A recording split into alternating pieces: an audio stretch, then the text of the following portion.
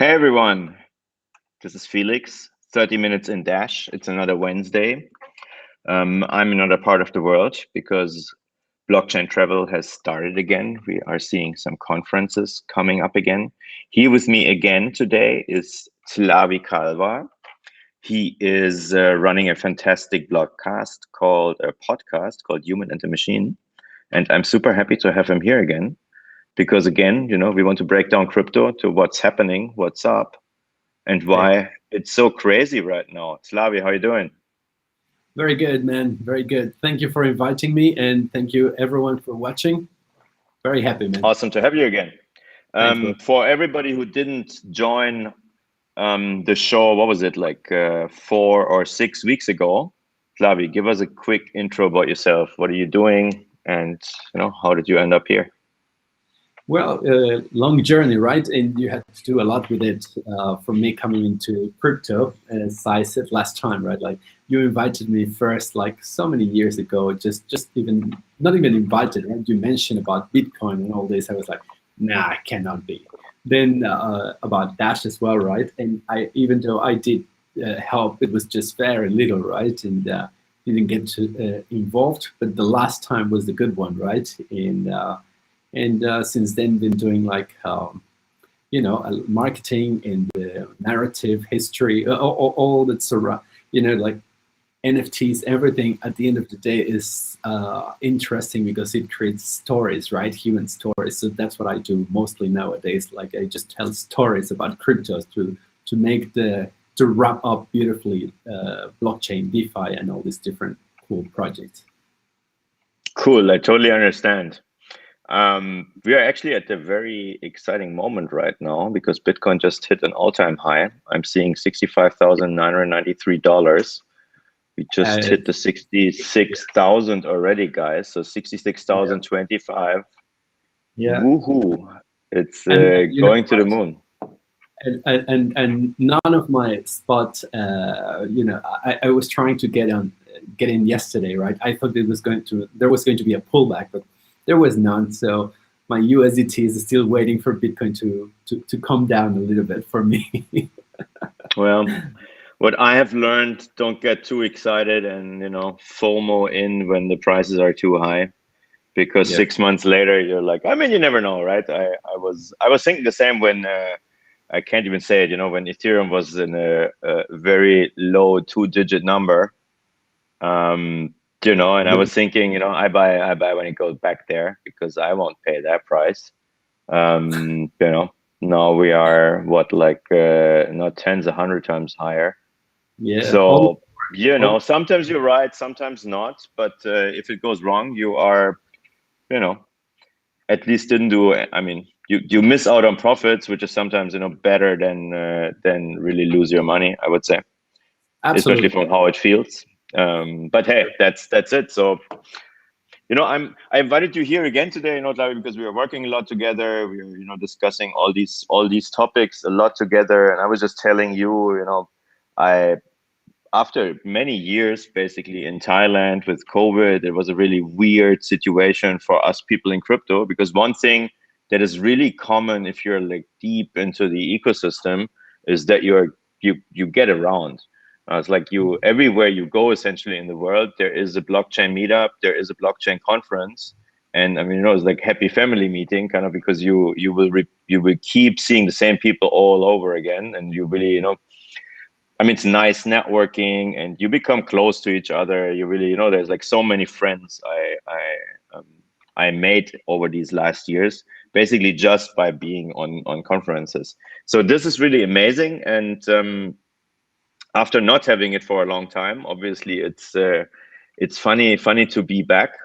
But I gotta say, maybe let me share some experiences, and I'm happy to hear your thought, where you see the industry going.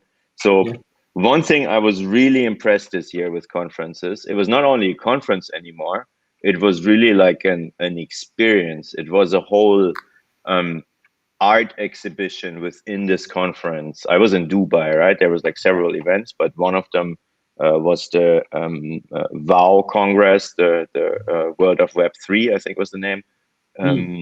So there was like, it's not only a stage where you see speakers, it was not only the usual, I have a booth and I exhibit something, but it was also a huge area for, it's like two cars were parked there that were basically an NFT with all the art designed around them. There were like millions of screens with amazing objects, and even the boothers, I mean, they were really, up. The game was up. It Yeah. was beautiful. It looked nice.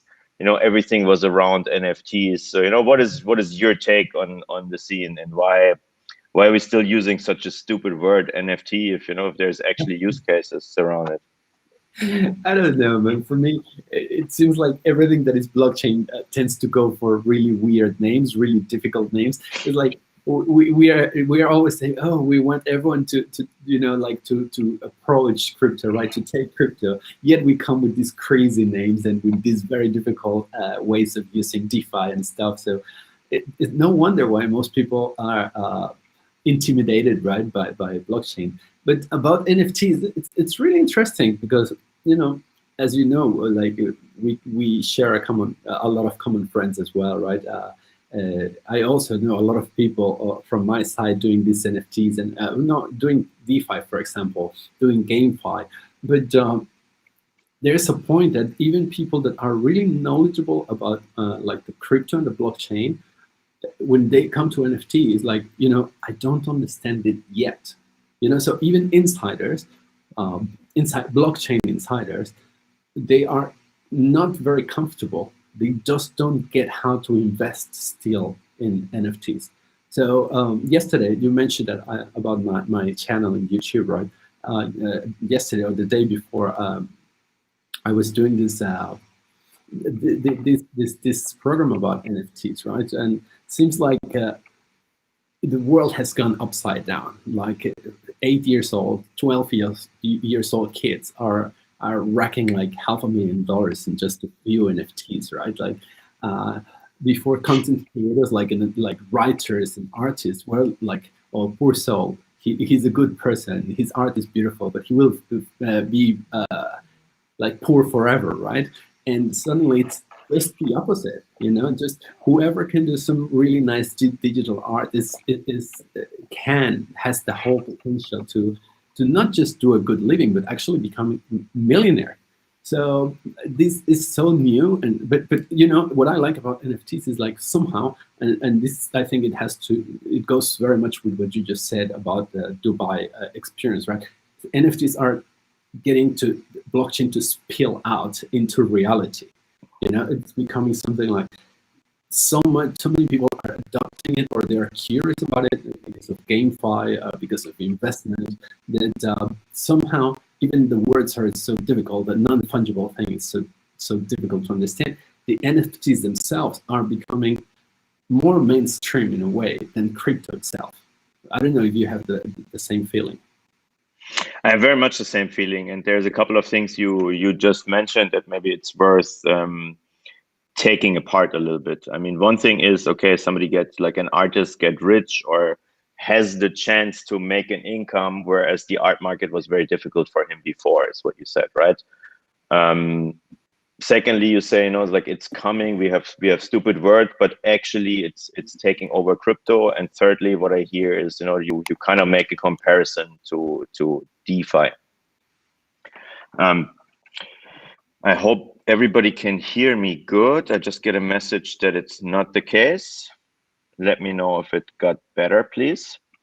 So firstly, let me say something about the artists. I think that's worth mentioning. This is one realization I just have in watching a non-crypto YouTube video on how the art market is a completely rigged and manipulated market.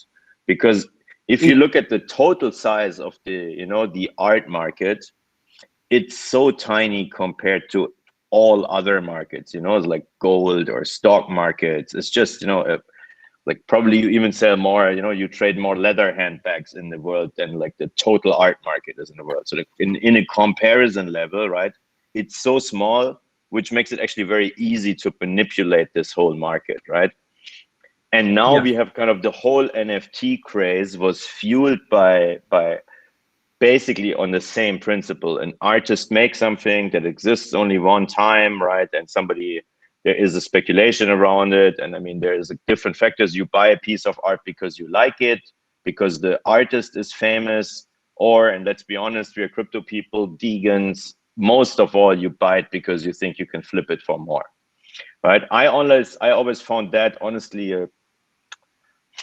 a nice movement in a way, but also a bit of a stupid movement, right? Because it's like kind of a bubble you see, you know, it will burst at one point is my opinion, because not everything can be so expensive. Which, and the reason for that is actually the second part of it. People don't understand DeFi. Yeah, the one thing, sorry, they don't understand NFTs. And the one thing you have to understand about NFTs is that these are not liquid markets. If you have only one object that you can sell and it's unique, you have to match only one thing with an exact buyer, right? If I have the object, I need to find a buyer for my object, which makes it completely different than trade Bitcoin versus USDT, where you have like, you know, so much volume. You can be sure I can sell my Bitcoin at any point in time. Maybe the price is not what I want, but I can sell at any point in time, right? This is even with an NFT, it's kind of not the case. So, I mean, how do you see that, and what do you think can NFTs learn from the art market, or like, does it really make things better for the people?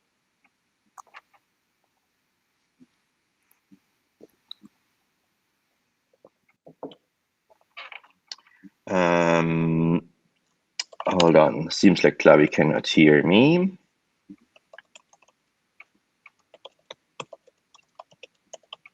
All right. NFTs. So I'm asking him what NFTs make better for the artists and for the people. I mean, I'm sorry if I'm not precise in my answer because the connection is breaking a little bit. What NFT makes?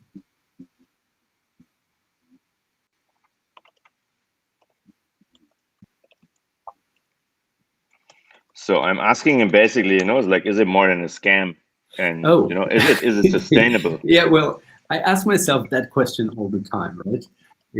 Are NFTs a scam? And I don't think. Well, it is definitely not. Yeah.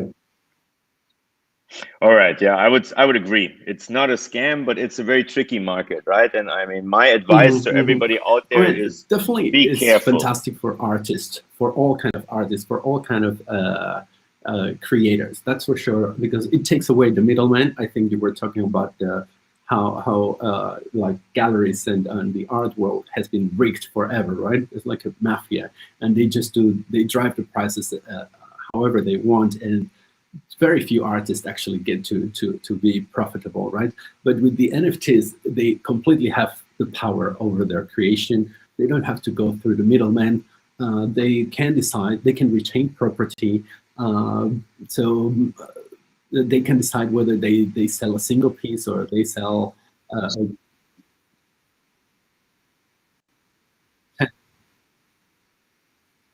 yeah, sure. But Got it.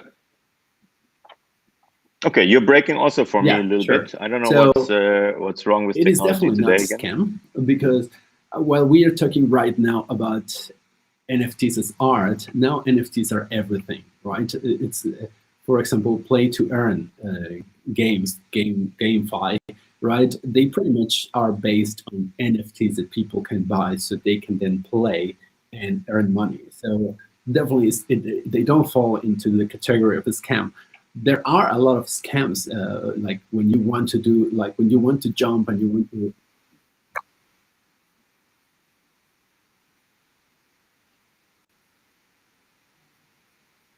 It seems we have a massive time lag here. No worries. Probably Klavi will hear me talking in around 1 minute. No worries. So I hope that is not for our viewers. Maybe let me just continue. Actually, we are supposed to make a break. It's a bit chaos today. I'm sorry. Are not the scam for sure. Can you hear me? I can hear you very well, Slavi, and sorry about being so chaos today. So if you have no break, let me just continue. So you're right, and it's one very important thing to see that difference, that the NFTs are becoming the next level of DeFi, right? And let's talk about this right after the break.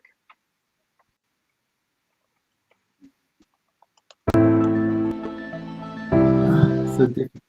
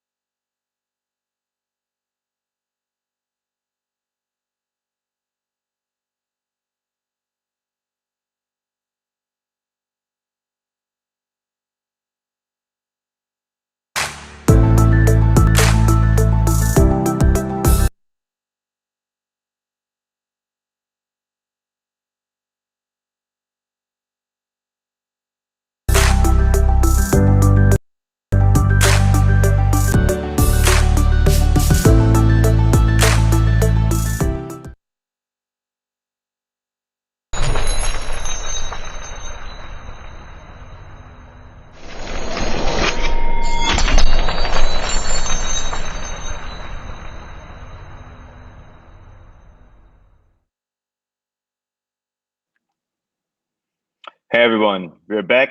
My guest today, Slavi Kalva. We're talking about NFTs, about why, what is happening in crypto right now, why the world is changing.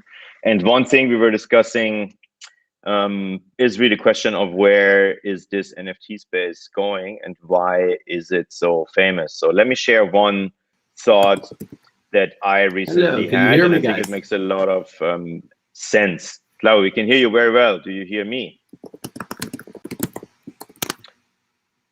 Slavi is still having a time lag and will most likely hear me like in 30 seconds, and then he will give like a weird answer. It's a weird, it's funny.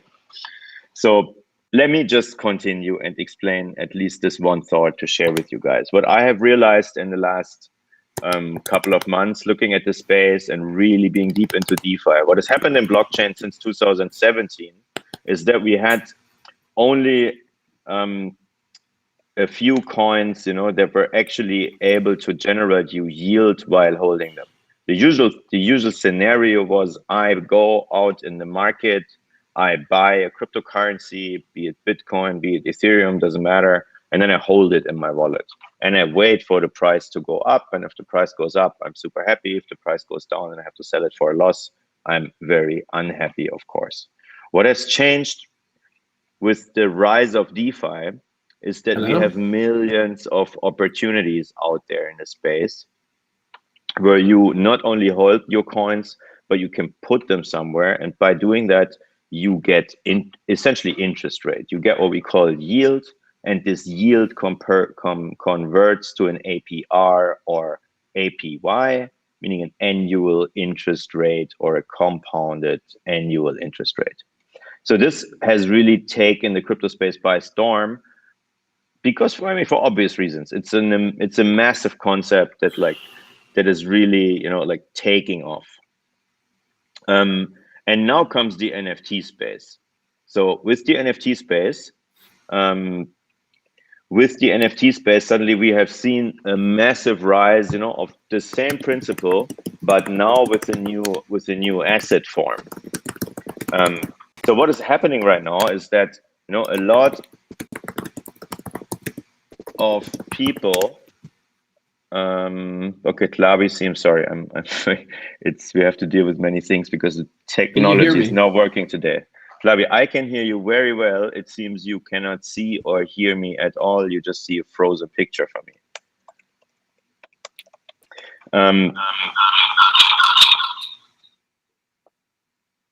Okay, Hello. so what is just to finish that thought, what has happened with the NFTs now is that you have exactly the same principle that is kind of the logical follow-up on what was happening with DeFi, now just with another asset class. And the difference between these asset classes are that you trade unique items, which obviously have all the perks that I was just explaining to say, you know, this is a unique item, there is no liquidity in the market, meaning for everything I sell, I have to find an exact buyer.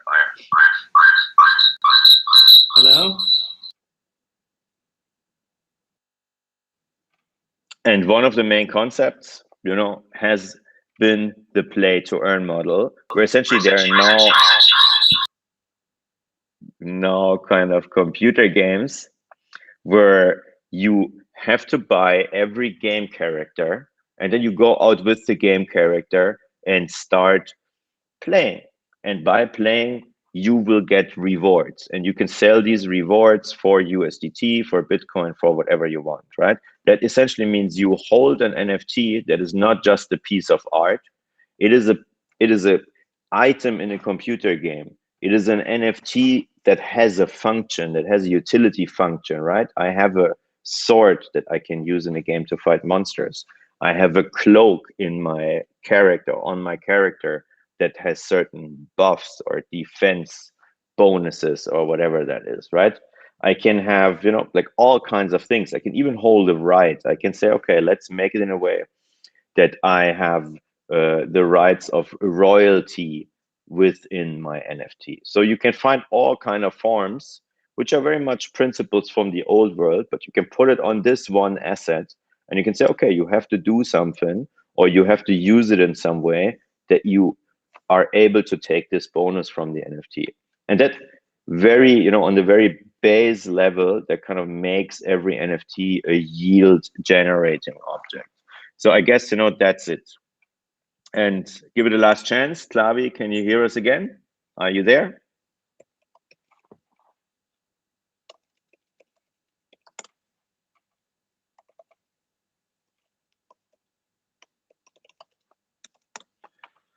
No, it seems we lost Klavi. I cannot hear him anymore.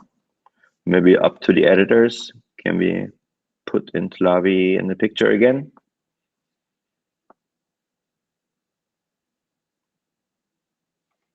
Okay, seems it's not working today. Then I got to take over and share more experiences with you.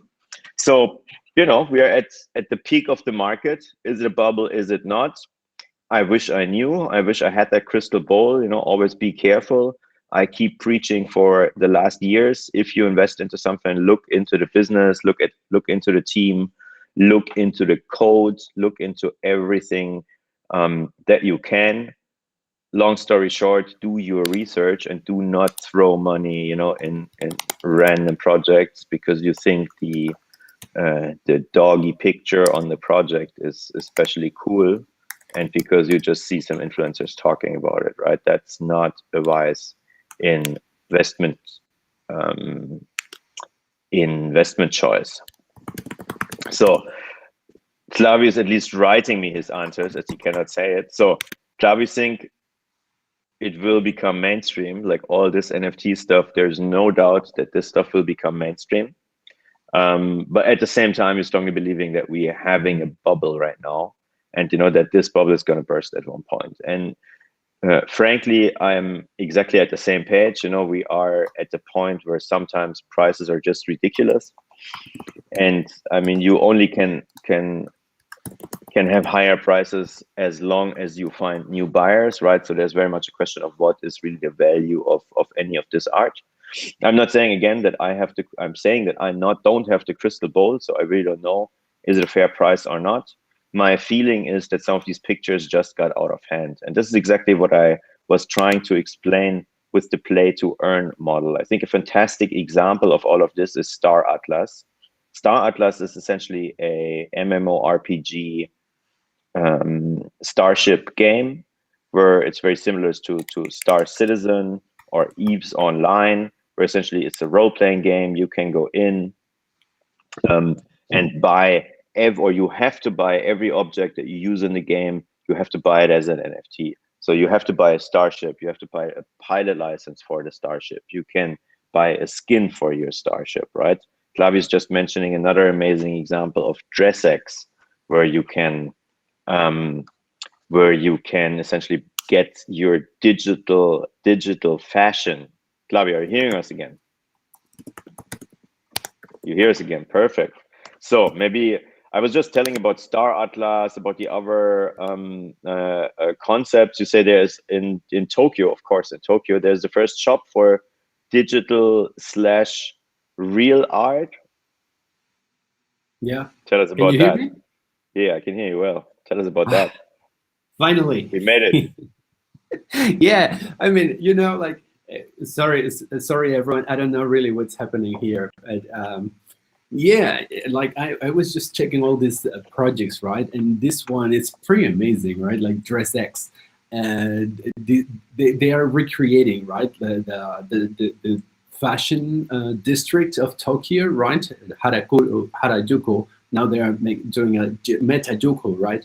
And the first shop I was telling Felix was DressX, and they really have amazing stuff showing. One of the things, because I was talking with a fashion designer, right, and she was telling me, look, a lot of clothing, a lot of accessories, apparel cannot be done because clothes are very expensive to make when they are like high couture, right? So they always have to make sure that if they have these big batches of like fabrics, right, to cut them with minimum waste, right? But in the digital world, they can use meters and meters and meters of digital fabrics, right? So there's no limit to the imagination, to the creativity that these people can have. So then you have all these amazing jackets and sneakers and stuff that you will never wear, but your avatar will. So this is something I was talking. I mentioned before, right? That I talked with Yatsu, right? Which he's like like almost kind of like a godfather at NFTs, especially for gaming. And he was telling me that the power of NFTs was in communities. It was not so much the digital piece on itself, but it's actually that when you buy something, you become part of a community, and that he believes is the main driver. So when you buy 10,000 sneakers, a pair of sneakers, right? You are not only buying a digital asset that is unique, but you're also becoming part of a very exclusive bunch of friends that can flex their sneakers, right? So, yeah, crazy, man.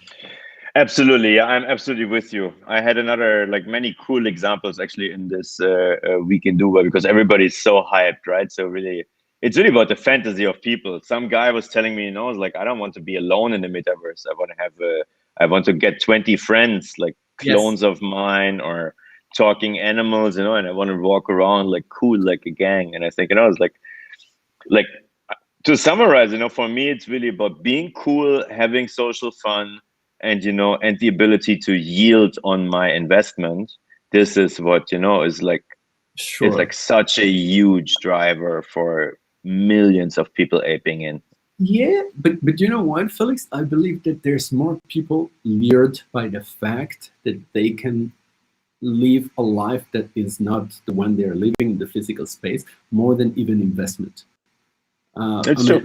Which is very sad, to be honest. This is something that actually worries. It doesn't worry me, but when I started working on doing some stories, right, like 6 months ago, I was like, okay, wait.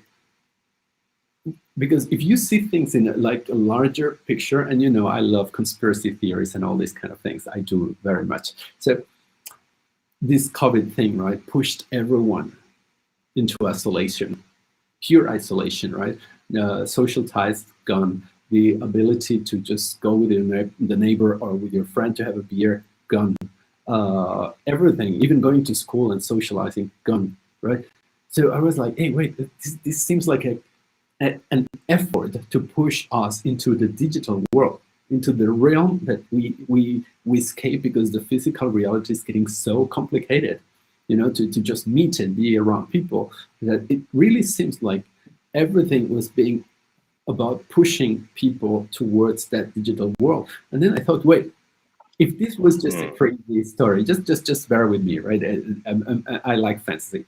Just imagine that instead of pushing us, right? Just forget about who, but let's imagine that someone is pushing humanity towards living the digital world. Well, guess what? The digital world will cost you money. You will have to pay for everything. Everything you use in the digital world will have a price, just as the physical place, the physical world has one. And I was thinking, who would be the person, the first kind of people that inhabit this digital world? I mean, like permanently.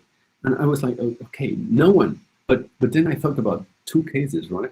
One case, people who, for example, they've had a terrible injury, and they are pretty much like they have no way of enjoying life, right? If you couldn't walk, if you couldn't move, if you could barely even breathe without a machine or something, wouldn't you love to be connected into this digital world and be able to have stuff and buy stuff and do stuff, and forget that your body is completely disabled, right? That's one, right? And other is people that suffer such a terrible depression that instead of dying or killing themselves, right, they could escape into this world. But the funny thing is that this world already, everything is going to be a digital asset that you may have to purchase. So just sharing with you a little bit of what I was imagining while all these things were going inside my brain. I actually agree with a lot you just said. Thus, I gotta say, I mean, me personally, I was always, kind of that think? guy. Put me in front of a computer, and just leave me You there, alone. bro? Yes, I'm here. I'm hearing you. I'm hearing you very well. Let me reply. I hear you. Let me reply is what I write to you. Okay, so just a quick answer to that. I agree with most things.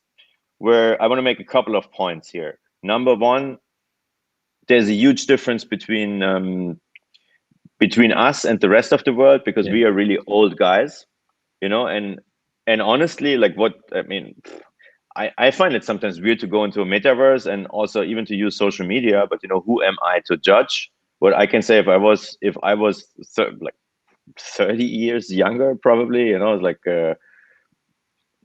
and grow up with an iPhone and grow up in a world where everything is already digital, it's kind of absurd that we live in a world that is so undigital, even though we have all these things, right? So I mean, see the world through an eye of a 5 or a 10-year-old. It's already long, this real world, not real world concept is like out of the window for a decade already, right? So please, I don't. It's not worth talking about. Secondly, I mean, I'm from Europe, I live in Asia, you're from Mexico, living in Asia. Frankly, it's a huge cultural difference, right? And I mean, everybody who's like European or, like even North American and says, like, oh, this is so crazy. What do these young people do? And this is so sad, I mean, again, who am I to judge? And to put it in perspective, there's also so many things in our, as the life as it used to be. I mean, you romanticize it maybe also, because it was a horrible thing to drive, 3 hours to a big city just to get at a job, to sit in an office that you hate in a suit without windows. I just said the last job I had in the old world was sitting in a bank at 40 degrees in a suit, and asking myself, like, what the hell am I doing here? It's like, and why even I have to go to this office, right, where I can do a better job sitting in my swimsuits at home, don't giving a damn about people wearing a suit, right? So there's like so many things, right? And it was always there, so it's just now kind of accelerated, I would say. Yeah, and like, I mean, these just as a reply to this argument. So is it sad or is it not? I don't know. Depends on your perspective. Am I too old to understand and to see all that fun and to find it exciting? Yeah, probably yes. You know, will that be the future? And do I see a lot of people creating opportunities there?